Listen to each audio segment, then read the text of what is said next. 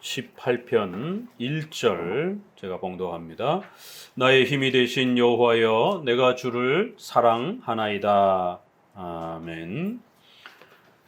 18편은 앞부분에서 가장 또 많은 분량으로 또 귀한 가르침들을 우리에게 소개하고 있습니다. 특별히 18편은 우리가 그동안 7대 교리와 관련해서 각각의 그 소중한 주제들을 여러 번 또 소개를 받았습니다. 그런데 이 18편에서는 그 7대 교리와 관련된 성경의 가장 중요한 핵심 교리들이 시편의 초반부에 가장 잘 또 이렇게 요약되어 있고 또 집중되어 있는 것을 보게 됩니다. 그래서 각 시편을 보게 되면 신론이나 또 구원론이나 교회론이나 또 인간론이라든가 이런 죄론에 대한 부분들이 부분적으로 이렇게 좀 흩어져 있다라면 18편은 성경론에서부터 종말론에 이르기까지 7대 교리 전체가 조금씩 언급되더라도 전체가 한꺼번에 이렇게 신앙의 핵심이요 또 신앙의 요약으로 이렇게 전체적으로 소개가 되는 것을 보게 됩니다. 그래서 그동안 우리가 배웠던 시편의 이러한 해석법들 잘 참고하시고요. 시기 때문에 문자를 잘 살펴야 되고 또 앞뒤 문맥의 흐름을 따라서 잘 또 문맥을 헤아리셔야 되고 비유와 상징과 또 이런 여러 가지 비유법들이 소개가 되기 때문에 이런 문법적인 표현들을 잘 고려하면서 또 수천 년 전에 기록된 거기 때문에 역사적인 또 이러한 표현들을 잘 읽어내면서 결국 7대 교리가 어떻게 이 18편 안에 골고루 그렇게 균형 있게 소개되어지는지를 또 함께 살펴가도록 합니다.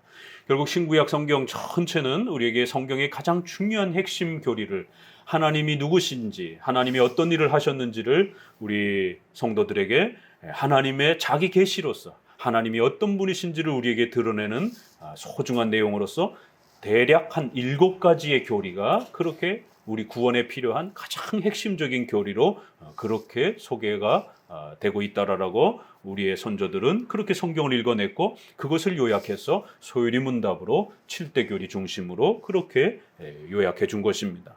과연 정말 성경이 그렇게 7가지의 그러한 교리로서 균형 있게 소개되어지고 있는가? 소요리문답을 통해서 성경 전체를 먼저 요약해서 읽어내는 거예요. 그리고 그 눈을 가지고 직접 성경을 들어가서 또 읽어보는 겁니다. 그럼 과연 성경에 어떤 교리들이 소개가 되고 있는가? 그러한 7대 교리들을 또 읽어내는 것입니다. 또 그러한 7대 교리들을 잘 이해하면서 또 소요리문답으로 다시 돌아가서 성경의 핵심적 내용이 바로 이런 것이구나라고 또 다시 또 요약하는 겁니다. 그리고는 또 그 요약된 또 성장된 눈으로 성경을 또 다시 읽어내는 것이 이렇게 성경과 신조는 상호 교차적으로 성경을 더 풍성하게 이해할 수 있도록 신조는 제2의 그러한 기준 역할을 하는 것입니다. 궁극적인 것은 성경이 오직 무한 하나님의 말씀으로서의 제1 기준을 갖는 것입니다. 권위를 갖는 겁니다. 그러나 그 성경을 요약했으면 잘 성경적으로 요약했으면 그것도 성경의 내용이 될 수 있는 것이. 그래서 얼마든지 우리가 사도신경을 성경의 요약으로 하나님 앞에서 이러한 신앙의 내용을 믿습니다라고 고백할 수 있는 겁니다. 성경 전체를 외워서 믿습니다라고 고백할 수 없기 때문에 성경의 요약된 내용을 적어도 핵심적인 이러한 내용을 우리가 성경의 내용과 가르침으로 믿습니다라고 이렇게 고백하는 것이. 그리고는 그러한 요약된 내용을 가지고 다시 또 성경을 읽어내면서 성경의 그 소중한 내용들을 우리가 신앙으로서 그렇게 또 고백하며 읽어내는 겁니다. 신조와 사도신조와 소요리문답은 이렇게 성경을 잘 요약한 그래서 제2의 그러한 기준으로서 또 그러한 권위를 갖게 되는 것입니다. 그래서 18편은 차분히 이렇게 워낙 분량이 많기 때문에 여기에서 더 이렇게 설명하지 않고 18장 그 자체만 차분히 읽어내면서 그렇게 또 설명하도록 합니다. 지난주에는 컨디션이 조금 좋아서 아침에 조금 괜찮은 것 같아서 평상시대로 좀 더 소개해 드리려고 이렇게 힘을 냈다가 돌아가서 몸살이 나가지고 아주 월요일까지 고생을 했습니다. 아직 컨디션이 좀 많이 회복되지 않아서 욕심을 내지 않고 조금 예배 시간을 줄여서 이렇게 또 진행하도록 하겠습니다. 자, 18장 1절을 다시 한번 같이 읽어보도록 합니다. 나의 힘이신 여호와여 내가 주를 사랑하나이다. 1절에 가장 중요한 단어가 하나님을 사랑합니다. 이 18장 전체를 한마디로 말하면 하나님을 사랑하는 내용이에요. 항상 우리가 문법적 해석을 할 때는 특별히 시편도 그렇고 또 이러한 중요한 역사서를 제외하고는 역사서는 이렇게 그 전체 사건을 설명하다 보니까 어디에 중심이 있는지 끝까지 읽어봐야 돼요. 그러나 로마서라든가 이렇게 신약이라든가 시편이라든가 이런 데는 주로 첫머리에 또 아니면 마지막 끝부분에 이렇게 중심된 단어와 표현들이 이렇게 집중적으로 의도적으로 그렇게 많이 배치가 되어 있습니다. 이게 이제 히브리인들의 어떤 그 습성과 특징이에요. 우리 국어문법에 보게 되면 우리가 왜 두갈씩, 뭐 미갈씩 이러면서 이렇게 두갈씩은 앞부분에서 결론을 내리는 것, 미갈씩은 끝부분에다가 그러니까 이제 결론적으로 말하자면 이러면서 끝부분에다가 이렇게 결론을 맺는 것처럼 히브리인들에는 이렇게 첫머리에 또 끝머리에 이런 부분들이 중심된 표현들이 잘 구성되어 있습니다. 시편을 읽을 때는 그러한 부분들을 고려해 가면서 읽으면 전체 중심이 첫머리에 있는지 또 끝부분에 있는지 이렇게 도움을 받을 수 있습니다. 18편 전체는 굉장히 많은 그 구절이 소개가 되는데 우리가 짧게 10구절, 뭐 15구절, 20절 이 정도씩 이렇게 소개가 되다가 갑자기 느닷없이 이렇게 거의 60절, 50절 가까이에 되는 이런 시편 초반부에 비하면 굉장히 많은 분량이죠. 그럼 이 전체 내용이 과연 무엇일까? 이러면 첫째 구절을 읽어보시면 이 전체 내용이 핵심적으로 요약해서 하나님을 사랑하는 것, 그게 과연 무엇일까? 그래서 제목을 여러분에게 이 7대 교리 전체가 소개가 되기 때문에 어떤 특정한 교리에다가 이렇게 맞춰 설명하기가 어렵습니다. 그래서 전체 전부 다 포괄할 수 있는 표현으로서 신앙생활이란 과연 무엇인가? 우리가 하나님을 사랑하고 하나님을 의지하고 예배드리며 또 하나님의 말씀을 따라 가정과 국가와 사회의 이러한 삶을 최선을 다해서 살아가는 이 모든 것들을 다 포함해서 우리가 신앙생활 이렇게 표현할 수 있어요. 그럼 과연 신앙생활이란 무엇인가 이렇게 제목을 잡아본 겁니다. 신앙생활이란 하나님을 사랑하는 것이다. 이렇게 요약을 할 수도 있는 것입니다. 시편 초반부에 이 사랑이라는 단어가 많지 않아요. 우리가 저 앞부분에서 5편에 한번 살짝 등장을 했는데 18편에는 아주 이렇게 중심된 표현으로 하나님을 사랑합니다. 이게 참 아름다운 단어이면서도 이 한마디 안에 우리 신앙의 그 본질과 핵심과 그 의미가 한마디로 전부 이렇게 요약되어 있는 그런 표현이기도 합니다. 하나님, 내가 주님을 사랑합니다. 사랑이라는 단어가 여러 의미로 이렇게 쓰여질 수 있지만 이렇게 성경에서는 신을 사랑하는 믿음이라는 그러한 표현으로서 절대자이신 하나님을 의지하고 신뢰하고 믿고 또 하나님께 순종하는 이런 모든 걸 다 한마디로 표현하자라면 하나님을 사랑하는 것입니다. 이런 표현을 읽으면 우리가 신약에서 예수님의 설명 중에 신앙이란 과연 뭘까? 이렇게 설명을 하고 또 많은 제자들이 질문할 때 던졌던 중요한 그 요약 설명이 있죠? 기억나십니까? 신구약 성경 전체 핵심은 뭐죠? 라고 이렇게 물으니까 그 유명한 몸과 마음을 다하여 하나님을 사랑하라. 그리고 그와 같이 내 이웃을 사랑하라. 이렇게 신약에서 신앙이란 무엇일까? 신앙생활이란 과연 뭔가? 그것은 한마디로 정리하면 하나님을 사랑하는 것입니다.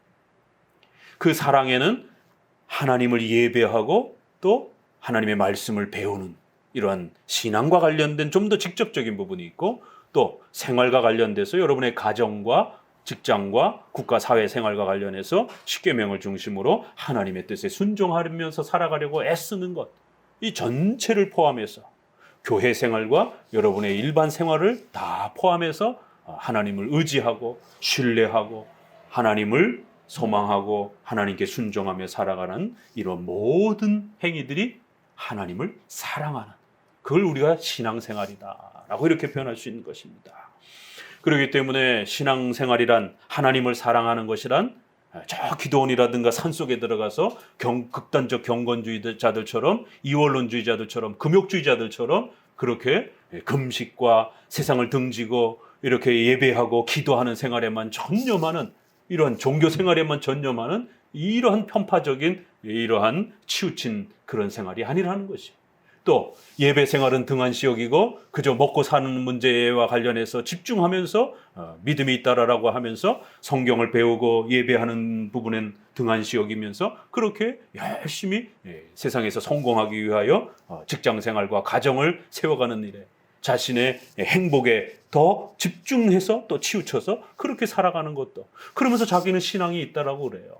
그러나 어떤 이유가 발생이 되면 조금만 두려움이 찾아와도 예배드리는 걸 등한시 여기고, 또 자신의 먹고 사는 일과 부딪히게 되면 우선순위에 있어서 항상 예배드리는 것은 2순위로 밀리고, 이러면서 자신은 신앙이 있다라고 얘기를 해요. 그러면서 어떻게 또 성공해야 할 것인가가 더 집중되어지는, 결국 예배와 교회 생활은 등한시되어지고 자신의 먹고 사는 문제만 더 중심이 되어지는, 이것도 잘못된 것이죠.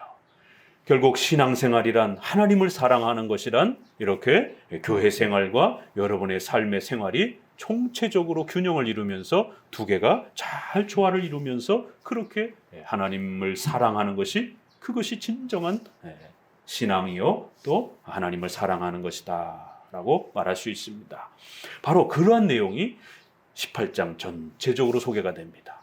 그 큰 주제는 하나님을 사랑합니다. 하나님을 사랑한다는 게 과연 무엇인가? 한쪽으로 치우쳐서 이쪽은 버리고 이쪽 것만 매달리면서 살아가는 그런 것이 하나님을 사랑하는 것인가? 아니라는 거예요. 교회 생활과 예배 생활과 하나님의 말씀을 붙들고 끊임없이 또 신앙생활에 이런 부분을 집중하는 것, 또 한편으로는 여러분의 가정과 직장과 사회에 있어서 십계명을 중심으로 해서 잘 순종하며 살아가는, 그래서 점점 더 거룩해져 가고 또 빛과 소금의 역할을 감당하며 또 여러분의 삶을 살아가는 것, 이 두 개가 바로 잘 세워져 갈 때 그것이 하나님을 사랑하는 것입니다. 이렇게 이제 결론이 날 것입니다. 그래서 큰 주제는 하나님을 사랑합니다. 시편 초반부에 우리에게 아주 새로운 단어가 소개가 됩니다. 하나님을 사랑하는 것. 하나님을 사랑한다고 수많은 사람들이 이야기하고 고백합니다. 그러나 한쪽으로 치우쳐서 아주 극단적으로 편협한 그러한 또 모습들을 우리는 많이 보게 됩니다. 그럴 때 과연 성경에서 말하는 하나님을 사랑한다라는 게 과연 무엇인가? 18편을 통해서 함께 배워가 보도록 합니다. 2절부터 읽어봅니다. 여호와는 나의 반석이시요 나의 요새시요 내가 그 안에 귀할 나의 산성이시로다. 내가 찬송받으실 여호와께 아뢰리니 내 원수들에게서 구원을 얻으리로다. 사망의 줄이 나를 얽고 불의의 창수가 나를 두렵게 하였으며 음부의 줄이 나를 두르고 사망의 올무가 내게 이르렀도다. 내가 환난에서 여호와께 아뢰며 나의 하나님께 부르짖었더니 저가 그 전에서 내 소리를 들으시며 그 앞에서 나의 부르짖음이 그 귀에 들렸도다.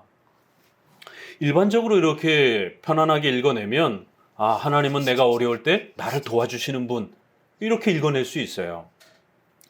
그러나 이것을 우리가 소요리 문답의 7대 교리 안에서 읽게 되면 전혀 다른 방식으로 읽게 됩니다. 자, 우리 대요리 문답 121문에 4계명을 소개하면서 성경의 전체의 가장 중요한 핵심은 두 가지로 이렇게 소개를 합니다. 그래서 이렇게 두 가지로 소개를 하기도 하고 하이델베르그 요리문답처럼 세 가지로 소개를 하기도 하고 소율이 문답처럼 7개로 소개를 하기도 하고, 예수님도 2가지로 이렇게 또 요약을 하기도 했죠. 이렇게 대략 몇 가지로 이렇게 전체를 요약하기도 합니다. 자, 그럴 때 우리가 기독교 강요에서 또 칼빈은 성경 전체를 여러분에게 요약해서 설명하고 싶은데, 성경은 크게 2가지로 소개할 수 있습니다. 귀가 따갑게 들었죠? 성경 전체, 신약을 읽을 때도 구약을 읽을 때도 성경에서 말하는 하나님은 어떤 하나님이라고요? 창조주 하나님과 구속주 하나님.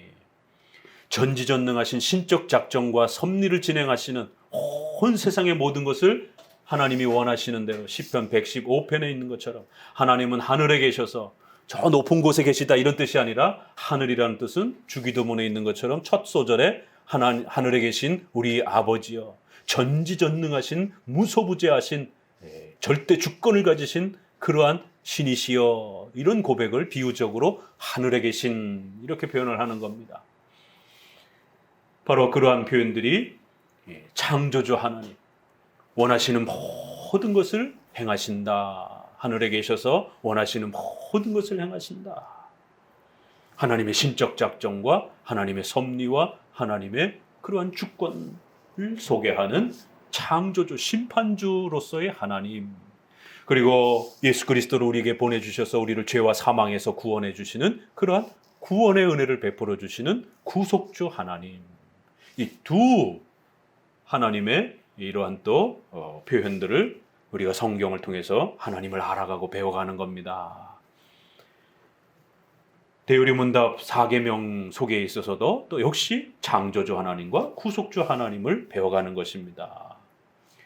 자, 그러면 18편 앞부분에 하나님은 방패요, 요새요, 산성이요, 이런 표현들은 역사적 표현으로 우리가 읽어내면 이것은 구약의 고대의 전쟁과 관련된 다 표현들이에요. 전쟁에 있어서 가장 안전하고 전쟁에 가장 강력한 힘을 발휘할 수 있는 건 뭐죠? 군대죠.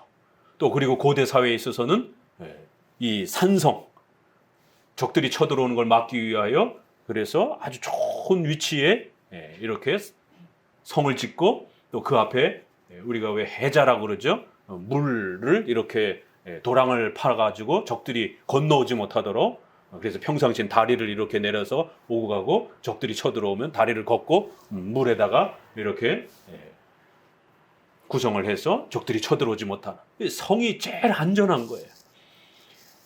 고대 사회에 있어서는 이 성을 얼마만큼 튼튼하게 짓느냐에 따라서 백성들의 생명이 유지가 되느냐, 또 위험에 빠지느냐가 판가름 납니다.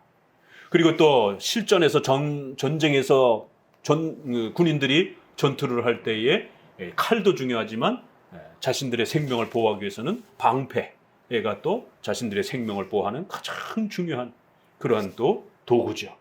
그러니까 시편에서는 하나님을 어떻게 표현하냐면 이러한 전쟁의 이러한 그 모습으로 많이 표현하고, 그 전쟁에서 가장 강력한 무기처럼 표현을 하고, 또 보호 차원에서의 그런 방패, 또 산성, 요새 이런 표현으로 많이 사용합니다. 그리고 또 바위 이런 표현들도.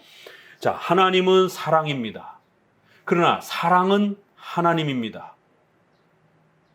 앞말이 맞습니까? 뒷말이 맞습니까? 하나님은 사랑이십니다. 사랑은 하나님입니다. 어느 말이 맞습니까? 그래서 우리가 문법적으로, 문자적으로 성경을 잘 읽으셔야 됩니다. 앞말은 맞는 말이에요. 하나님은 사랑이십니다. 하나님의 속성을 이야기하는 것이에요.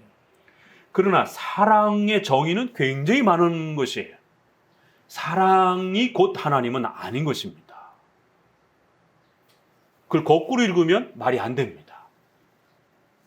하나님의 속성 중에 사랑이 있기 때문에 하나님은 자비로우십니다. 하나님은 사랑이십니다. 하나님은 진실하십니다. 라고 표현할 수 있어요. 그러나 그걸 말을 뒤집어서 말을 하게 되면 올바른 그러한 성경의 표현이 아닙니다. 그런 것처럼 이렇게 하나님은 요새시여, 하나님은 반석이시여, 이런 부분들은 하나님의 속성을 표현하는 것이에요. 그러나 이거를 너무 지나치게 문자화한다든가 이걸 거꾸로 읽어낸다든가 이렇게 지나치게 읽어내게 되면 비유적 표현을 갖다가 문자적인 실제 표현으로 이렇게 읽어낼 수 있는 위험들이 있다는 것을 늘 조심하셔야 됩니다. 그래서 시편은 항상 이렇게 시의 표현이기 때문에 하나님은 구원의 뿔입니다. 하나님은 영이신데 어떻게 뿔이 있습니까? 고대의 염소 뿔이 이렇게, 우리는 잘 이렇게 염소를 구경하지 못하는데 고대의 이러한 그 목축업을 이렇게 야곱 가족들이, 이스라엘 가족들이 주로 목축업을 많이 합니다. 그래서 이렇게 염소, 양 이런 부분들, 특별히 염소는 뿔이 아주 힘이 강합니다. 그래서 우리는 뭐 호랑이 이 정도만 이렇게, 독수리 이 정도만 이렇게 야생 동물에서 힘이 강하다라고 표현하지만 고대 성경의 이런 고대 근동의 이 중동 지역의 이러한 그 동물들의 이 서식 생활들을 보게 되면 사자라든가 호랑이는 거의 등장하지 않아요. 그렇죠? 사자가 많이 등장을 하고 사자의 그런 무서운 힘, 또 이런 곰의 이러한 힘, 독수리의 그러한 아주 힘, 놀라운 힘. 그런데 그건 이해가 되는데 뿔, 염소의 뿔 이런 부분들은 좀 낯설어요. 그러나 우리가 예전에 페르시아 박물관 이렇게 전시할 때 이렇게 우리 성도들하고 한번 갔었는데 페르시아의 그 왕들을 표현하는 걸 보게 되면 이렇게 뿔로다가 이렇게 많이 표현되어 있고 호랑이나 사자로 이렇게 위에는 사람인데 몸은 사자의 표현으로 이렇게 되어 있기도 하고요. 그런데 거기에 이렇게 염소 뿔도 상당히 많이 그 페르시아 왕을 표현하는 그런 이렇게 표현으로, 상징적 표현으로 많이 되어 있는 걸 보게 됩니다. 그래서 이렇게 저쪽 그 유럽 중동 이쪽 지역에서는 이렇게 염소의 뿔도 아주 굉장히 그 강력한 왕권을 상징하는 그런 또 비유적 의미가 있어서 상당히 많이 사용합니다. 그랬을 때 성경에서도 이렇게 그 염소의 뿔이라든가, 그래서 염소의 뿔에 받치면 이렇게 죽는 이러한 그들의 역사적인 그 생활 습관을 빌어서 하나님의 전능하심을, 그 강력한 뿔을 가지고 이렇게 적들을 물리치고 사람을 해칠 수 있는, 그래서 이 뿔이라는 표현이 성경에는 아주 즐겨 사용합니다. 그렇기 때문에 이건 다 비유적 표현이고 또 전쟁과 고대 근동의 이러한 그 표현과 관련해서 잘 읽어내시면 됩니다. 반석이시요, 바위요, 요새시요, 또 방패시요, 또 뿔이시요, 산성이시요. 이렇게 시편에는 이러한 표현들이 굉장히 많습니다. 그래서 이건 다 전쟁과 관련된 그런 표현들이고, 전쟁에 있어서 강력한 공격 무기, 또 방어 무기, 이런 것들을 다 하나님과 관련해서 표현하면서 하나님은 전지전능하신 하나님이요, 하나님은 절대 주권을 가지신 하나님이요, 하나님은 그 모든 전쟁에서 가장 강력한 전쟁을 발휘하시는, 모든 적들을 물리치시는 그러한 힘을 가지신 하나님이십니다. 창조주 하나님, 심판주 하나님에 대한 부분들이 시편에서는 이렇게 표현해 가고 있는 것을 보게 됩니다. 그저 단순히 나를 도우시는 쪽에 초점을 맞추는 것이 아니라 하나님, 성경에서 말하는 하나님은 이렇게 강력한 절대 주권과 신적 작정과 섭리를 집행하시는, 섭리란 우리가 원하는 게 아니라 하나님이 원하시는 모든 것을 행하시는 것이에요. 이번 코로나의 이런 아픔으로 인하여 저도 그렇고 성도들도 많은 힘든 시간들을 겪습니다. 하나님을 잘 믿으면 더 잘 보호해 주셔야 되는 거 아닌가? 이거 까딱 잘못하면 공로주의가 될 수도 있습니다. 일반적으로는 또 그렇게 하나님 보호해 주십니다. 그러나 하나님의 계획 속에서 하나님이 원하신다라면 또 욥의 생활 속의 삶 속에서 예기치 않게 하나님의 또 뜻을 가르치기 위하여 고난과 아픔들이 찾아온 것처럼 신앙생활을 잘하고 있던 사람에게도 아픔과 고난이 주어질 수 있는 것입니다. 신앙생활 잘하는 사람에게는 절대로 하나님이 보호해 주시기 때문에 고난과 어려움이 없다? 이거 공로주의가 됩니다. 이 기복주의가 됩니다. 하나님이 원하시는 모든 걸 행하실 수 있는 것이에요. 그래서 보편적으로, 일반적으로는 하나님이 그의 백성들을 또 위험과 어려움으로부터 철저히 보호해 주십니다. 그러나 하나님이 원하시고 기뻐하셔서 그 성도를 훈련시키고 그 성도를 또 더욱 단련시키기 위한 목적을 하나님이 정하셨다라면 고난과 아픔 속에서 그렇게 훈련시킬 수 있는 것이에요. 구약의 모세를 보세요. 40에 혈기왕성할 때 아주 그래도 힘이 있을 때 사역하고 싶어 했지만 하나님이 그를 광야로 내쫓아서 어마어마한 고생과 그 삶의 아픔들을 맛보게 하면서 그렇게 단련하시는 것이. 아브라함 이제 한참 그래도 힘이 있을 때 또 하나님께 뭔가를 사역하고 싶어 했지만 하나님은 그에게 좀 더 힘이 있었던 그 나이에는 하나님의 사역을 허락하지 아니하고 오히려 100세가 되어서 오히려 노년에 하나님의 뜻을 받드는 것을 보게 됩니다. 이렇게 하나님이 원하시는 모든 것을 행하시는 것이지 우리가 원하는 걸 행하는 게 아니에요. 하나님의 작정, 섭리, 목사님이 귀에 못이 박히도록 그렇게 우리 성도들에게 반복하고 또 반복하는 거예요. 이런 아픔들이 찾아올 때 우리 마음속에 은연중에 훅훅 들어옵니다. 내가 열심히 신앙생활했는데, 내가 하나님 앞에 최선을 다했는데, 이런 코로나의 위험 중에 우리 가정을 보호해 주셔야 되는데 왜 다른 사람들은 안 걸리는데, 주변에 이렇게 봐도 그렇게 많이 걸렸다고 하는데도 주변에 보면 그렇게 걸린 사람들이 많지 않아요. 왜냐면 사실 우리가 5천만에서 지금 20만, 30만 확진됐다라고 하면 1%가 되어야 10만이에요. 그렇죠? 그럼 30만이면 0.3%도 안 돼요, 사실. 그 숫자적으로 보게 되면. 그러니까 우리 주변에도 보면 이렇게 확진된 사람이 제 주변도 그렇고 많지 않아요.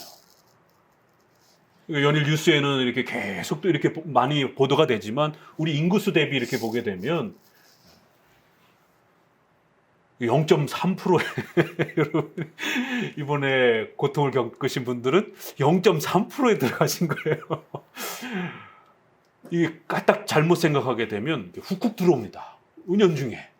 왜 걸렸을까?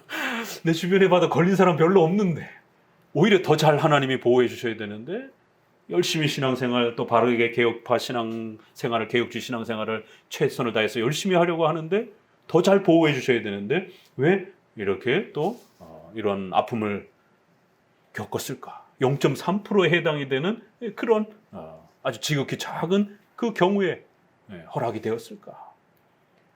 이에 하나님의 작정과 섭리 신앙이 강력하게 구축되어 있지 않으면 우리가 인간이기 때문에 잠깐 이렇게 눈을 옆으로 돌리면 이게 서운한 마음이 이렇게 훅 들어옵니다. 0.3% 안에 어떻게 내가 해당이 되지? 우리가 교통사고도 그렇잖아요. 뉴스에서 늘 연일 교통사고가 나는 걸 듣지만 설마 내가 이런 생각들을 하는 것이죠. 그래도 나는 열심히 교회 나가고 열심히 신앙생활을 하니까 난 절대로 단 한 번도 교통사고가 안 날 거야. 이 공로주의입니다. 이 생각이. 내가 열심히 신앙생활을 했기 때문에 나에겐 단 한 번도 어려움이 없을 것이다. 여러분이 예수님이에요? 예수님도 고난을 많이 받으셨는데 히브리서 11장에 보세요. 우리의 그 기라성 같은 선조들도 어마어마한 고난과 삶 속에서 그 고난의 시간을 겪었더라라고 이렇게 표현합니다. 그런데 우리 안에 기복주의와 공로주의 신앙 때문에 은연중에 난 안전하겠지. 그거를 그 이유를 그 조건을 내가 열심히 교회 봉사했으니까. 내가 열심히 개혁주의라고 하는 이런 바른 신앙생활을 하고 있으니까. 까딱 잘못하면 이거 자체도 공로주의가 됩니다. 이거 자체도 기복주의가 됩니다. 이번에 여러분들이 많은 질문들을 해야 돼요. 신앙적인 질문들, 성경적인 질문들. 섭리교리도 다시 묵상해내셔야 되고 왜 하나님께서 우리에게 이런 일을 허락하셨을까? 교회 전체적으로 아직 이런 또 아픔을 겪지 않으신 분들은 그런 질문을 던지셔야 되고 또 아픔을 겪으신 분들은 또 왜 나에게 또 왜 내가 이러한 또 아픔들을 또 겪었을까? 하나님 앞에 깊이 물으셔야 돼요. 특별히 이번에 더욱 감사한 거는 이제 막 신앙생활을 개혁주의 신앙생활을 시작하시는 분들보다는 그래도 노련한 개혁주의에 오래 경륜이 있었던 분들이 주로 이렇게 아픔을 겪어서 그나마 저는 또 한숨을 이렇게 위안을 받았습니다. 이제 막 개혁주의 이제 막 배우려고 이렇게 막 하는 분들이 개혁주의 교회 왔다가 이렇게 전염이 되고 확진이 되고 이랬었으면은 시험 들어가지고 개혁주의 교회 가니까 하나님이 징계하시는가 보다 이래가지고 또 교회를 떠나고 막 이러면은 더 큰일이잖아요. 그래도 이렇게 10년 이상 경륜이 있는 분들이 그래도 아픔을 겪어서 흔들림 없이 이렇게 자리를 잘 지켜주셔서 그것도 감사해요. 자, 이렇게 하나님의 창조주로서의 하나님, 절대 주권을 갖고 원하시는 모든 것을 행하실 수 있다. 귀에 따갑게 들었는데 내가 그 동사고가 났어요. 내가 어떤 질병의 고통을 겪게 됐어요. 그러면 왜 나지? 이런 생각이 드는 거예요. 평상시에는 다 그런 뉴스를 들어도 남의 일같이 들었다가 그게 나에게 탁 다가오게 되면 왜 하나님이 나에게 이런 일을 허락하셨지? 남들도 많이 겪거든요. 그렇기 때문에 창조주 하나님, 절대 주권을 갖고 계신 하나님, 원하시는 모든 걸 행하실 수 있는 하나님, 여러분에게는 절대로 하나님이 여러분에게는 고난을 주면 안 된다 이렇게 생각하면 안 되는 거예요. 여러분에게도 얼마든지 착실하게 신앙생활 잘 하시는 분에게도 고난을 줄 수 있는 것입니다. 원하시는 모든 걸 행하실 수 있다는 겁니다. 하나님의 작정과 하나님의 신적인 절대 주권, 하나님의 섭리, 원하시는 모든 걸 행하시는 하나님의 전능성, 이런 부분들을 다시 한번 우리가 또 묵상해내는 것이에요. 단지 나를 도와주시는 하나님 이쪽으로만 읽어내면 안 된다는 것이에요. 그러나 일반 복음주의에서는 이렇게 하나님이 구원의 뿌리요 산성이요, 그래서 내가 어떤 어려움에서도 나를 완벽하게 보호해 주시는 하나님이다, 그래서 나는 단 한 번도 고난을 겪지 않는다, 이런 식으로 읽어가게 되면 기복주의가 됩니다. 참 이렇게 성경 해석이라는 게 이렇게 비슷하게 가다가도 이렇게 격길로 빠지게 되면 기복주의가 되고 공로주의가 되는 거예요. 창조주 하나님과 심판주 하나님으로 읽어내시게 되면 하나님의 절대 주권과 신적 작정과 섭리 교리를 더 견고하게 또 배워가게 되는 방향을 잡는 것이에요. 자, 그러면서 여전히 그 속에서는 우리를 구원하시는 하나님, 나의 하나님, 나의 하나님, 나의 구원의 뿔, 이런 어려움 속에서 나를 지켜주시는 하나님, 나의 하나님, 이런 표현들을 계속 쏟아내면서 구속주 하나님에 대한 표현이 또 같이 어우러집니다. 자, 6절에서는 또 어떻게 표현됐죠? 내가 그 고난 중에 어디 가서 기도했다고요? 그 성전에서 열심히 하나님 앞에 기도했더니만 하나님이 나의 기도를 들어주셨습니다. 여러분이 일상생활 중에서도 기도할 때 하나님이 들으십니다. 그런데 시편의 저자는 유독 고난과 어려움에 처하면 어디 가서 기도한다고요? 성전에 가서 기도하겠다라는 그 다짐과 고백을 끊임없이 외칩니다. 그러면 구약에는 성전은 바로 제사를 드리는, 모든 예배적 제사가 집행되어지는 성막, 또 솔로몬의 성전. 오늘 우리 시대에는 성전이 없어요. 건물 성전이 없습니다. 그렇기 때문에 이러한 표현들은 오늘날 교회에 해당이 되는 겁니다.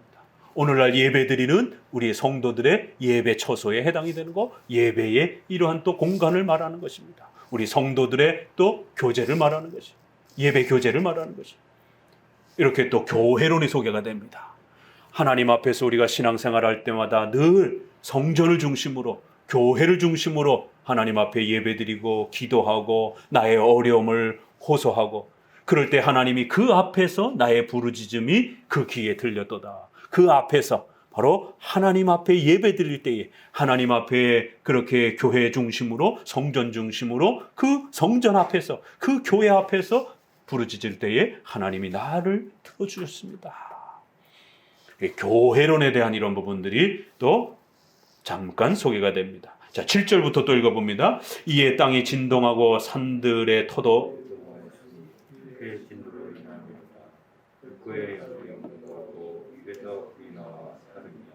저가 또 하늘을 들이우시고 강림하시니 그 발 아래 어두움 캄캄하도다.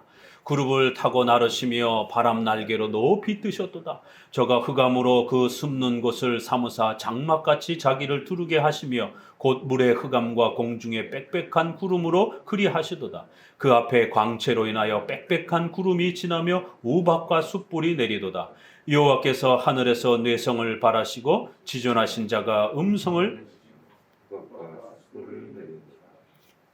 그 살을 저희를 흩으시며 많은 번개로 파하셨도다. 이럴 때에 여호와의 꾸지람과 콧김을 인하여 물밑이 드러나고 세상의 터가 나타났도다. 저가 위에서 보내사 나를 취하시며 많은 물에서 나를 건져내셨도다. 나를 강한 원수와 미워하는 자에게서 건지셨으며 저희는 나보다 힘센 연고로다. 저희가 나의 재앙의 날에 내게 이르렀으나 여호와께서 나를 더 넓은 곳으로 인도하시고 기뻐하심으로 구원하셨도다. 창조주 하나님, 심판주 하나님, 절대 주권을 가지신 하나님에 대한 이제 표현들이 좀 더 집중적으로 소개가 됩니다. 고난과 어려움에 처한 그 교회와 성도들을 하나님이 보호하시기 위하여 하나님은 어떻게 교회 가운데 찾아오신다고요? 또 하나님은 어떤 능력으로 또 그 교회를 보호해 주신다고요? 하나님을 이렇게 소개합니다. 쭉 읽어보게 되면 그 모든 표현들은 전부 다 비유와 상징으로 되어 있는 것이에요. 이거를 문자 그대로 읽어내게 되면 안 됩니다. 하나님은 영이시기 때문에 절대로 하나님은 어떤 거하시는 처소와 장소가 없습니다. 하나님은 저 북쪽에 계신다, 이런 표현을 성경의 구약에서 많이 씁니다. 그거는 성전과 관련해서의 그런 이스라엘의 지정학적 위치 때문에 그런 표현을 많이 쓰는 것이지, 하나님이 저 북쪽 하늘에 계시고 이런 게 아니에요. 이걸 세대주의자들과 음모론주의자들이 종말에 하나님이 북쪽에서 이렇게 임한다라고 하는 이제 이러한 표현들로 그렇게 많이 이렇게 또 극단적으로 사용하기도 합니다. 자, 하나님을 어떻게 표현하는가 보세요. 땅이 진동하고 산의 터도 요동하고 그 진노의 하나님의 분노하심으로 인하여 온 땅과 터전이, 땅이 쩍쩍 갈라지고 산이 무너질 정도로 그렇게 요동하면서 그 코에 연기가 쏟아져 나오고 입에서 불이 나오며, 그렇게 저가 하늘에서 들이우시고 하늘을 떠나 강림하시고 그 발 아래 어둠 컴컴함이, 어둠의 그러한 공포와 두려움이 자욱하더라는 거예요. 이거 어디서 많이 봤나요? 이 비슷한 표현, 하나님이 천사를 타고 나르시며, 이 그룹이라고 하는 건 스랍, 그룹, 이런 표현들, 이 그룹이라는 것은 천사를 표현하는 구약의 대표적인 표현입니다. 자, 성전에 들어가니까 바깥에는 방수 차원에서 이 검은 수달 뭐 이런 그 가죽으로 방수의 기능을 가진 그러한 그 검은 계통의 이러한 흑색 계통의 천막으로 성막도 보게 되면 이제 성막이 이렇게 돼 있고 네 겹으로 돼 있는데, 안쪽에 들어가게 되면 여러 색깔로 이렇게 수놓은 그러한 휘황찬란한 그러한 그 뭐라 그러죠? 우리가 융단 같은 그러한 그 천막이 이렇게 마지막 안쪽에 네 겹 중에 안쪽 네 겹에 그렇게 수놓아진 그러한 또 천막이 설치가 됩니다. 그 천막에 무엇이 수놓아져 있느냐면 천사를 이렇게 수놓았습니다. 그리고 솔로몬의 성전에도 보게 되면 지성소 안에 뭐가 있죠? 그 속죄소, 법궤를 보호하는 그 앞에 법궤를 보호하는 모습으로 천사가 날개를 펴고 그렇게 두 천사의 조각상을 만들어서 성전 안에다가 배치를 해둡니다. 그리고 지성소를 가리는 이 천막, 그래서 예수님이 돌아가셨을 때 그 천막이 찢어지잖아요. 위에서부터 아래로. 그 천막에도 천사의 모양이 수놓아져 있습니다. 그 천사들을 그룹이라 이렇게 표현을 합니다. 그래서 성경에는 이렇게 천사의 모습을 아주 강력한 독수리 날개, 또 사자의 그런 발톱, 곰의 이빨, 뭐 이런 모양으로 그 하나님을 봉사하는, 하나님의 명령을 받드는 이 천사들조차도 그런 아주 무시무시한 강력한 힘을 가지고 있다라는 걸 표현하기 위하여 우리의 삶의 역사적인 이런 문화적 표현으로 그렇게 표현하는 거예요. 천사도 영이기 때문에 물질적 존재가 아닙니다. 인간만 물질적 존재예요. 천사에게는 하나님께서 육체를 허락하지 않았습니다. 그래서 천사도 영적 존재입니다. 다만 그 힘의 강력함을 우리가 일상에서 경험하는 그러한 여러 가지 표현으로 그렇게 성전에 표시를 해둔 겁니다. 스랍, 그룹, 또 여러 천사들, 이렇게 천사를 표현하는 중요한 단어가 그룹이라는 단어예요. 왜 우리가 천사의 그러한 그 중요한 그 다니엘서에도 보게 되면 여러 천사의 이름도 또 이렇게 소개가 되어집니다. 그래서 개별 이름도 소개가 되고 이렇게 전체적으로 그룹이라 이렇게 표현하기도 합니다. 하나님이 천사를 타고 날아다니시는 것이, 바람 날개를 타고, 이것도 천사를 표현하는 그런 표현들입니다. 마치 바람 구름 위에 이렇게 움직여 다니시는 것처럼, 신약에도 보니까 예수님이 종말에 오실 때 구름을 타고 이렇게 표현들이, 비유적 표현들이 이렇게 나오는 겁니다. 하나님이 천사를 타고 다니시다. 이걸 문자적으로 실제적으로 해석하면 안 됩니다. 왜냐하면 다 영적 존재들이기 때문에 그 전능함을, 하나님도 전능한데 천사들도 막강한 힘을 갖고 하나님 앞에 그렇게 수만 수천의 천사들이 그렇게 하나님의 명령을 받들기 위하여 대기하고 그렇게 하나님 앞에 봉사한다라는 겁니다. 그리고 빽빽한 그 어둠의 공포의 이러한 그 어둠 속에 하나님이 거하신다는 겁니다. 그리고 막 그 하나님의 입에서 코에서 막 연기가 쏟아져 나오고 불이 쏟아져 나오고, 하나님은 코가 없기 때문에, 입이 없기 때문에 불과 연기가 코에서 나올 수는 없어요.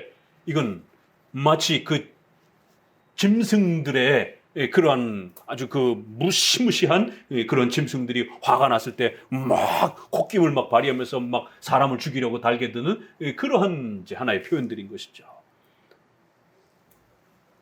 그리고 그 11절에도 그가 흑암에 그 숨는 곳을 삼으사, 하나님은 숨는다. 좀 번역이 조금 이렇게 우리가 킹제임스 번역이라든가 이렇게 제네바 성경을 보게 되면 하나님이 거하시는 그 비밀한 곳, 이런 느낌이에요. 숨는다 이러면 조금 어감이 좀 그렇잖아요. 그렇죠? 하나님이 숨으실 필요는 없으니까 숨는다 이렇게 번역하기보다는 하나님의 그 은밀한 처소, 사람들이 함부로 찾을 수 없는, 함부로 이렇게 들여다볼 수 없는 아주 그 은밀하고 비밀한 하나님의 그 거처를 하나님께서 그렇게 삼으시고 장막같이 그 물과 흑암과 빽빽한 구름 전체를 동원하셔서 하나님이 거하시는 곳을 그렇게 숨겨놓으시고 가려놓으셨다라는 거예요. 그래서 인간들이 함부로 들여다볼 수 없도록, 하나님의 그 영광스러움을 구약에 보게 되면 성막을 들여다보면 죽잖아요. 그런 표현인 거예요. 그게 성막의 표현. 또 어디서 이런 비슷한 표현을 봤죠? 구름, 불, 막 산이 떨고 막 번개와 우레가 막 치고, 그래서 거기 발 한마디 한 걸음이라도 내디디면 다 죽는다라는 것이.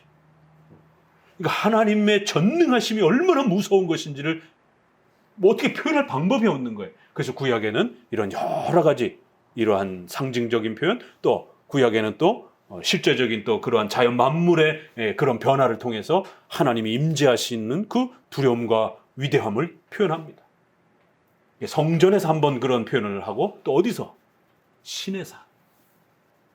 모세가 시내산에 올라갈 때 보니까 그렇게 산 전체가 불 붙는 것처럼 빨갛게 되어 있고 구름이 쫙 끼어 있고 천둥과 번개가 치면서 사람들이 막 다 죽을 것 같아서 모세 앞에 와가지고 제발 살려달라고, 하나님의 음성을 당신이 대신 들어달라고.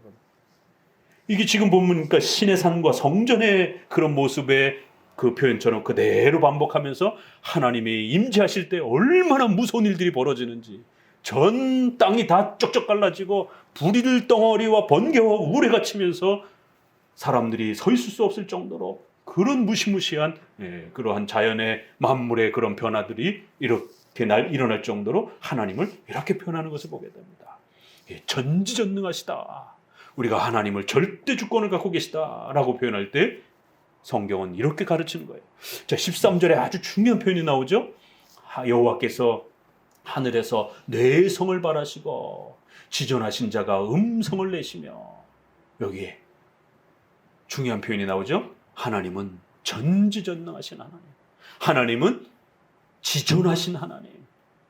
이걸 풀어 설명하면 하나님은 가장 높으신 분, 하나님은 자존자, 하나님은 절대 주권자.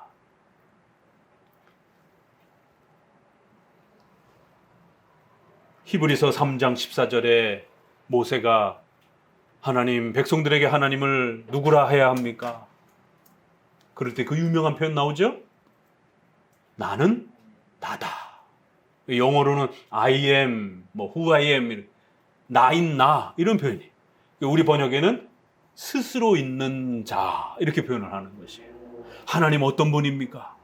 하나님은 자존자라는 거예요. 하나님만이 살아계시고 유일하신 한 분 하나님이라는 거예요. 소요리 문답 5문에 하나님 한 분에 다른 신이 있습니까? 살아계시고 참되신 하나님은 오직 여호와 하나님 한 분밖에 없습니다. 그것을 출애굽기 3장 14절에서는 나다 이렇게 표현하는 거예요. 우리가 구약에서 하나님이 어떤 분이신가 라고 할 때 굉장히 당혹스러운 표현, 좀 낯설은 표현이에요. 나다 이런 표현. 우리가 신약에서 예수님이 제자들 앞에 나와서 늘 즐겨 쓰셨던 말씀이 있어요. 나다, 얘들아, 나다 이런 표현. 이걸 구약을 읽어야 이해가 돼요. 그저 여러분들이 가정에서 쓰는 여러분 자녀들에게 나다, 이렇게 아빠다 이런 느낌이 아닙니다. 이건 절대 지존하신 하나님이 하나님 누구십니까? 라고 할 때 하나님은 절대 지존하시는, 절대 스스로 존재하시는 하나님만이 유일하신 존재다 라고 표현할 때 쓰는 표현이에요. 나다. 하나님은 스스로 존재하시는 자존자, 우리 한문으로 표현하면 자존자, 스스로 계시는 분, 지존자, 절대적으로 존재하시는 분. 소요리 문답 4문에 하나님은 어떤 분이십니까? 하나님은 영이십니다. 영적 존재, 물질적 존재 이런 뜻이 아니라 그랬죠? 하나님은 스스로 존재하시는 참되신 하나님입니다. 이런 뜻이 더 강한 거예요. 오늘 18편의 이 구약 전체를 대표하는 하나님 누구십니까? 하나님은 절대 지존하신 자존자이신 스스로 존재하시는 나다, 나인 나다 지존하신 그 하나님이 바로 이렇게 등장하십니다. 여호와의 15절에 그 꾸지람 때문에 물밑이 드러나고 온 자연 만물이 다시 정비를 하는 거예요. 이거 어디서 많이 봤죠? 자꾸 기억해내세요. 성경 여기저기를. 이거 어디서 기억해냈습니까? 하나님이 명령하시니까 땅이 움직이는 거예요. 물밑이 드러나는 거예요. 세상의 터가 쫙 배치를 하는 것이에요. 그리고 그 높은 곳에서 선을 펴사 그 전능하신 하나님의 권능으로 우리를 붙잡아 주시더라는 거예요. 이거 어디서 많이 봤습니까? 하나님이 꾸짖고 명령하시니까 물이 드러나고 육지가 드러나고 물이 정리가 되고 창세기, 그렇죠? 여기저기에 있는 그런 표현들이 전부 다 이렇게 요약이 되면서 하나님은 어떤 분이라고요? 세상을 존재케 하실 수 있는 분, 그 세상의 우주 만물의 모든 질서들을 배치하시고 움직이시고 운행하시는 분이라는 거예요. 이건 다 절대 지존하신 하나님의 전능하심을 표현할 때 쓰는 표현들입니다. 그러한 전능하신 창조주 하나님, 심판주 하나님이 구속주 하나님으로서 어려움에 처해 있는 우리를 붙잡아 주시며 많은 물에서 나를 건져내셨으며 원수와 그 많은 적들로부터 그 재앙의 날에 나를 지켜주셨다라는 것이. 19절 다시 한번 읽어봅니다. 이 모든 것은 우리가 하나님 앞에 예배 많이 드려서 우리가 신앙생활 잘해서? 아니요. 공로주의를 읽으면 안 됩니다.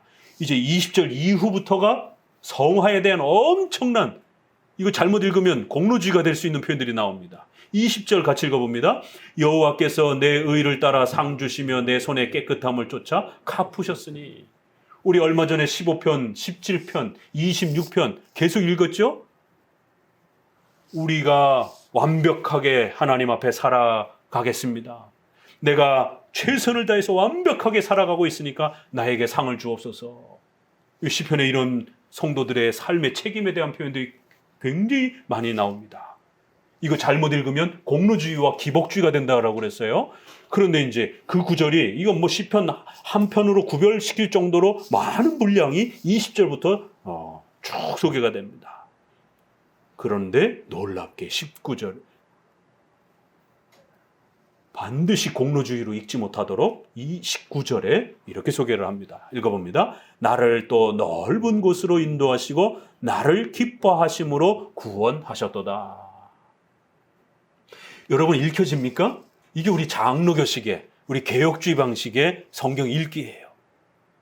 내가 읽고 싶은 부분만 눈에 들어오면서 읽는 게 아니라 성경 전체를 문맥을 따라 읽어내는 거예요.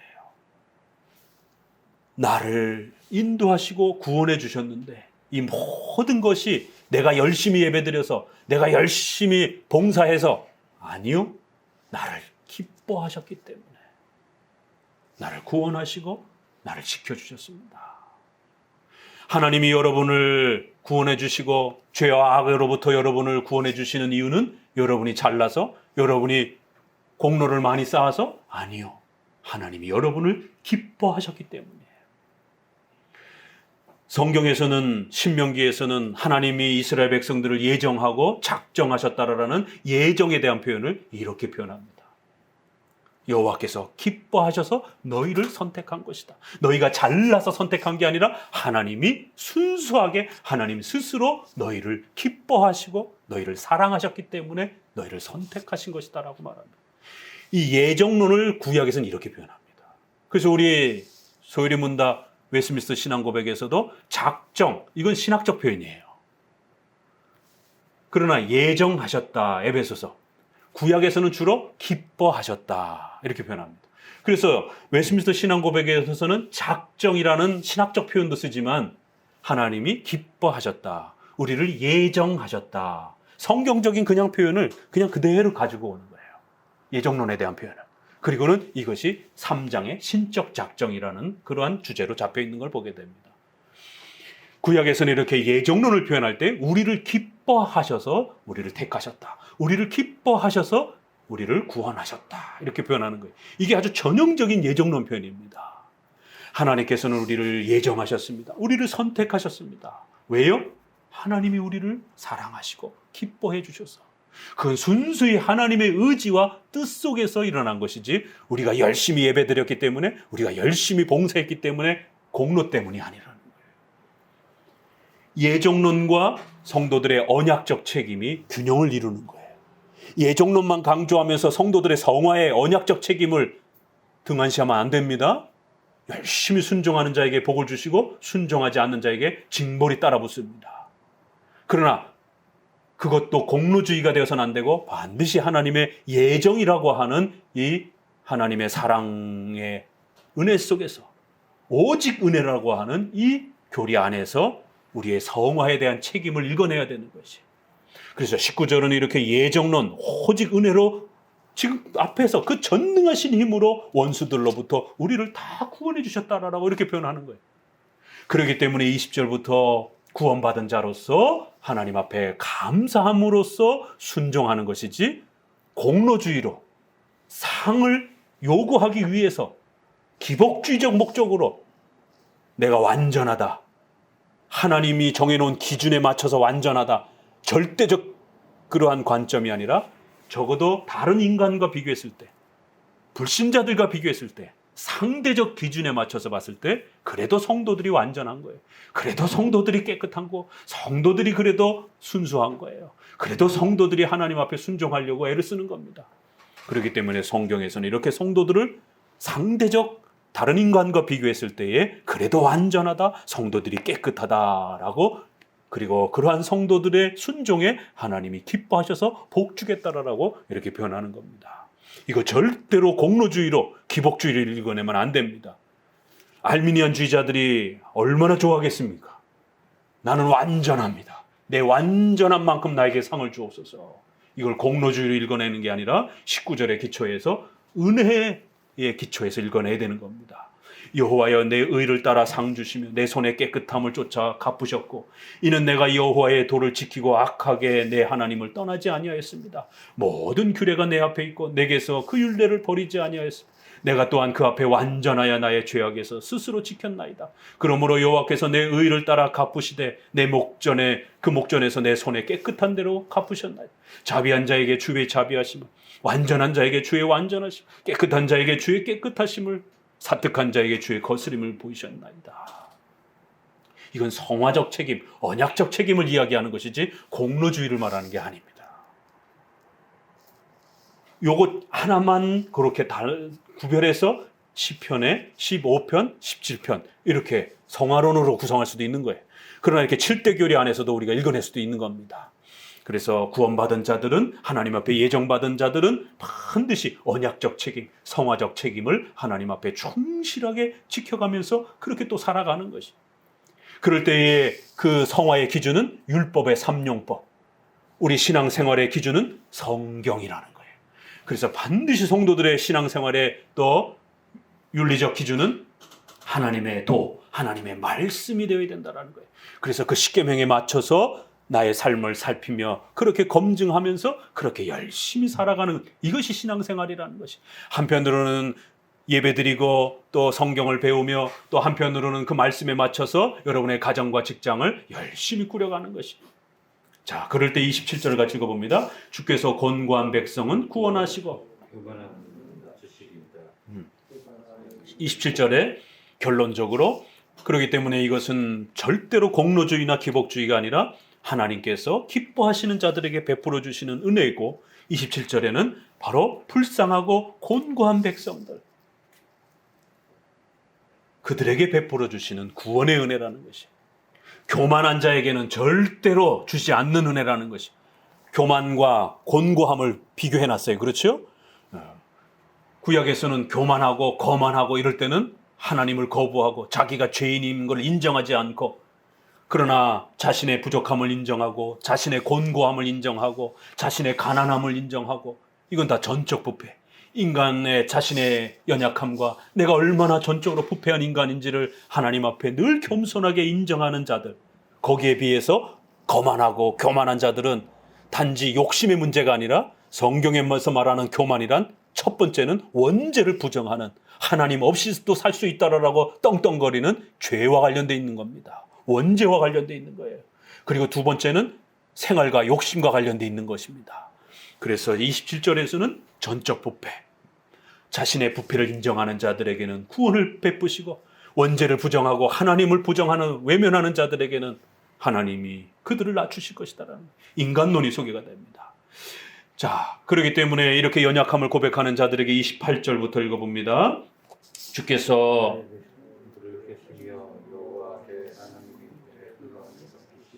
내가 주를 의뢰하고 적군에 달리며 내 하나님을 의지하고 담을 뛰어넘나이다. 하나님의 도는 완전하고 여호와의 말씀은 정미하니 저는 자기에게 피하는 모든 자의 방패시로다. 여호와 외에 누가 하나님이며 우리 하나님 외에 누가 반석이. 이 하나님이 힘으로 내게 띠띠우시며 내 길을 완전케 하시며 나의 발로 암사슴 발 같게 하시며 나를 나의 높은 곳에 세우십니다. 바로 자신의 연약함을 고백하고 자신의 부패를 고백하는 그러한 자들에게 하나님이 그들의 하나님이 되어주실 것이고 그들을 구원해 줄 것이다라는 거예요. 그래서 이제 성도들은 주님을 의지하고 주님을 신뢰하며 하나님의 말씀을 의지하며 살아가게 될 때에 어떻게 해요? 전쟁에 강력한 힘을 발휘하면서 나아가서 싸울 수 있는, 오늘날로 말하자면 우리가 죄와 싸워가면서 영적 싸움을 싸워가면서 승리할 수 있는 그런 강력한 힘을 여러분들이 얻게 될 거라는 거예요. 이건 이제 생활과 관련된 문제죠. 그래서 마치 구약에는 고대의 전투를 해야 하는 그런 강력한 군사의 이러한 모습처럼 그런 힘을 얻는 것처럼 성도들은 강력하게 힘을 얻어서 전쟁을 잘 이겨낼 수 있다는 거예요. 거기에 수단은 뭐라고요? 은혜의 수단인 하나님의 말씀. 갑자기 느닷없이 성경이 등장을 합니다. 이렇게 우리의 생활의 기준은 하나님의 말씀이라는 거예요. 여호와의 도는 완전하고 그 하나님의 말씀은 정미, 아주 아름답고 순수하고 깨끗해서 여러분들이 그 하나님의 말씀에 의지하고 신뢰하기만 하면 얼마든지 모든 싸움을 다 이겨낼 수 있다는 거예요. 그런데 놀라운 것은 28절, 29절은 하나님을 의지하고 하나님을 신뢰하면 여러분들이 얼마든지 어떤 어려움도 이겨낼 수 있습니다.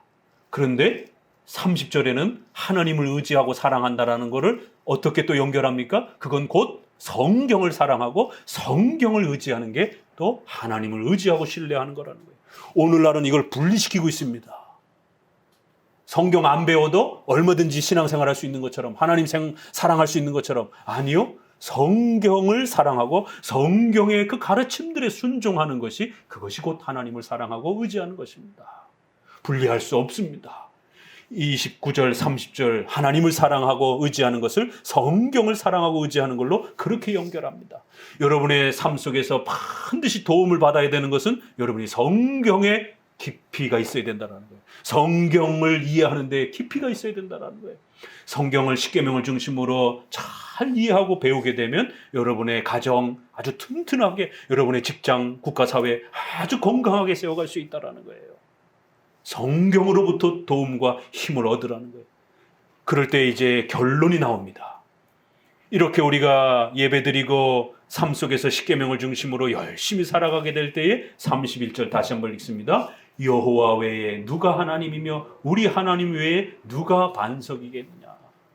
결국 결론은 이 모든 은혜는 하나님만을 배우기 위한, 하나님을 우리가 얻기 위한 그러한 주님의 은혜라는 거예요. 소요리 문답 4문 5문. 하나님은 어떤 분이십니까? 하나님 외에 또 다른 신이 있습니까? 아니요. 절대로 이 세상에 다른 신은 없습니다. 오직 한 분 살아계시고 참되신 여호와 그 하나님 외에 다른 신은 없습니다. 다른 종교에서 말하는 신들은 다 가짜입니다. 오직 하나님만이 참된 신이요, 하나님만이 살아계신 분이요, 하나님만이 여러분을 도와주실 수 있는 분입니다. 하나님 외에 누가 하나님이겠느냐.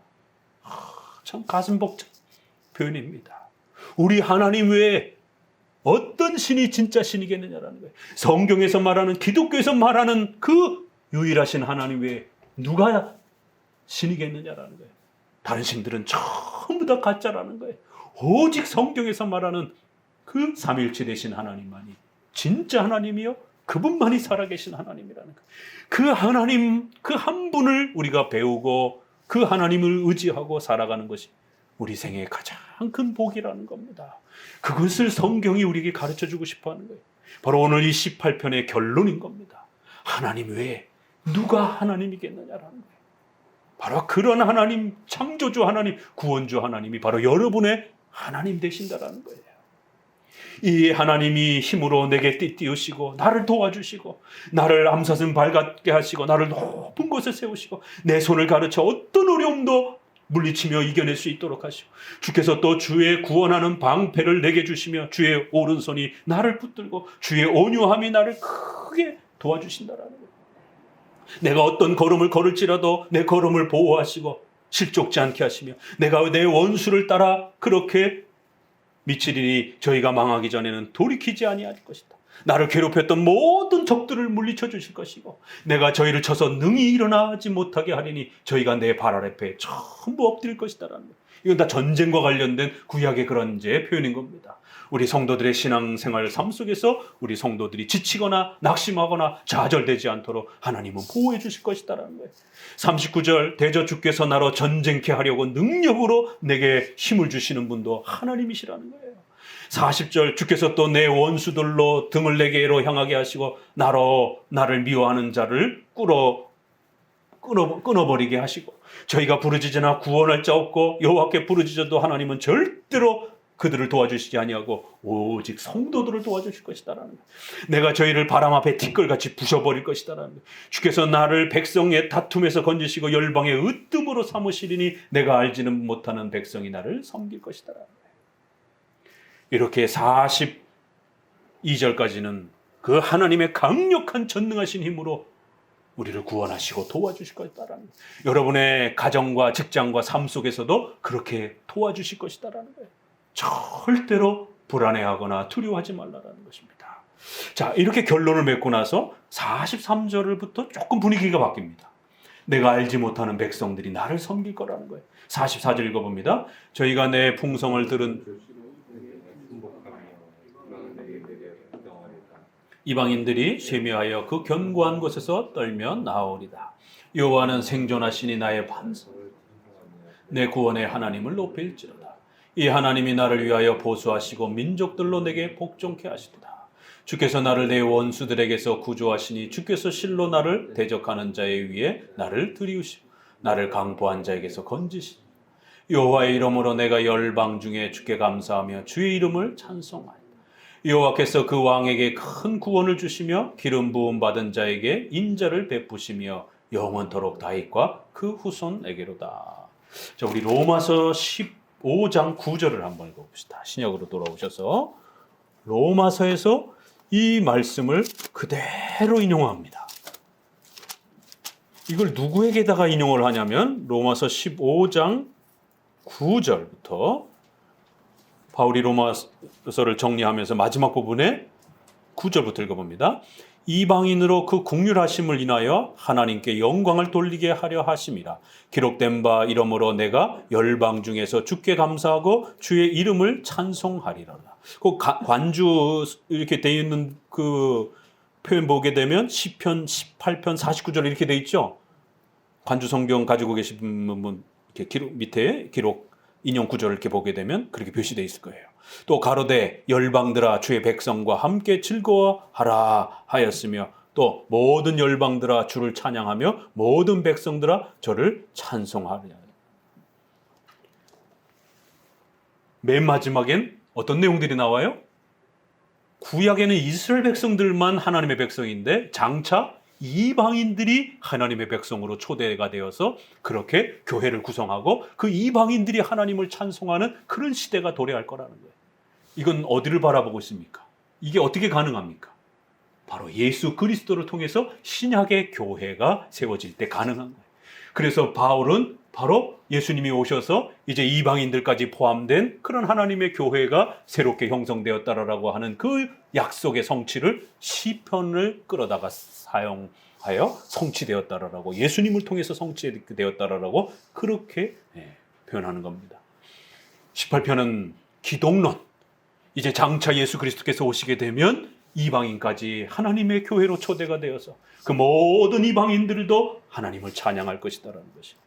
그래서 다윗이 이렇게 알지 못하는 백성들이 다윗의 그 왕권 앞에 무릎 꿇을 것이다라고 하는 이러한 자신의 구약적 표현을 장차 올 메시아의 이렇게 표현으로 다윗 자신이면서도 또 다윗은 선지자였기 때문에 마치 다윗의 그 왕권에 굴복하는 것이 그리스도의 왕권 앞에 굴복하는 것처럼 구약의 기독론을, 예수 그리스도에 대한 예언을 이렇게 또 담아내는 겁니다.